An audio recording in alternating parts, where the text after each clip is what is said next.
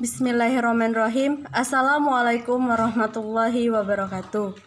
Saya Septi Kartika, NIM 2641035, Lokal BKPI 2B, Mata Kuliah Ilmu Pendidikan Islam. Izin mengumpulkan tugas UTS UMI.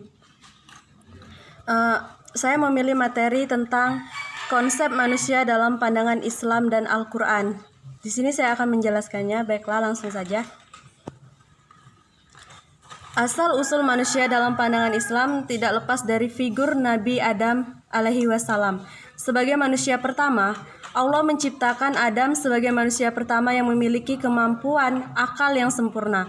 Dengan demikian, dapat dikatakan bahwa Adam adalah manusia pertama yang memiliki nilai-nilai kemanusiaan. Manusia diciptakan oleh Allah Subhanahu wa Ta'ala dengan segala kesempurnaannya. Manusia diberi akal, pikiran, sehingga dengan akal tersebut mereka dapat berpikir. Dengan berpikir, manusia mampu mengajukan pertanyaan serta memecahkan masalah. Dengan adanya akal pula, manusia berbeda dari makhluk-makhluk ciptaan Allah yang lain. Islam mendorong manusia agar menggunakan potensi yang dimiliki secara seimbang. Akal yang berlebihan mendorong manusia pada kemajuan material yang hebat, namun mengalami kekosongan dalam hal rohaninya, sehingga manusia terjebak dalam segala kesombongan yang merusak dirinya sendiri. Dalam menggunakan potensi-potensinya, manusia harus menjadi makhluk fisiko-fisik, berbudaya dan beragama untuk tetap mempertahankan kapasitas dirinya sebagai makhluk yang paling mulia. Al-Quran menegaskan kualitas dan nilai manusia dengan menggunakan 3 macam istilah yang saling berhubungan satu sama lain, yaitu Al-Insan, An-Nas, Al-Bashar, dan Bani Adam. Kata Al-Insan berasal dari kata nasya, yang artinya lupa, menunjukkan adanya hubungan dengan kesadaran diri. Manusia disebut Al-Insan karena memerlukan teguran dan peringatan. Kata Al-Insan, manusia digunakan Al-Quran untuk menunjukkan kepada manusia secara keseluruhan dari totalitas jiwa serta raganya. Kata Al-Insan untuk penyebutan manusia diambil dari asal kata Al-Uns atau An-Nisa yang artinya jinak dan harmonis, karena dirinya dengan realitas hidup dan lingkungannya. Sedangkan kata An-Nas merupakan jamak dari kata Al-Insan. Kata ini digunakan untuk arti jenis manusia maupun sekelompok tertentu dari manusia tersebut. Kata Al-Bashar dipakai untuk menyebut semua makhluk, baik laki-laki maupun perempuan, baik satu maupun banyak. Kata Al-Bashar adalah jamak dari kata Basyara yang artinya kulit.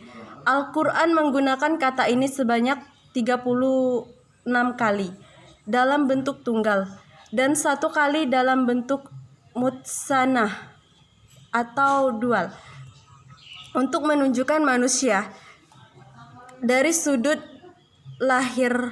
lahiriahnya serta persamaannya dengan manusia seluruhnya.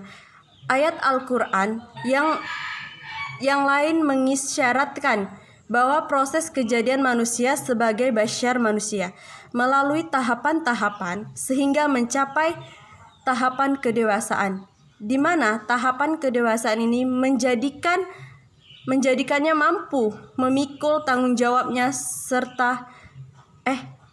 sebagai khalifah di bumi. Al-Bashar dipakai untuk menunjukkan dimensi alamiahnya yang menjadi ciri pokok manusia pada umumnya, seperti makan, minum, dan mati, sehingga manusia disebut Al-Bashar karena manusia cenderung perasa dan emosional sehingga perlu disabarkan dan didamaikan.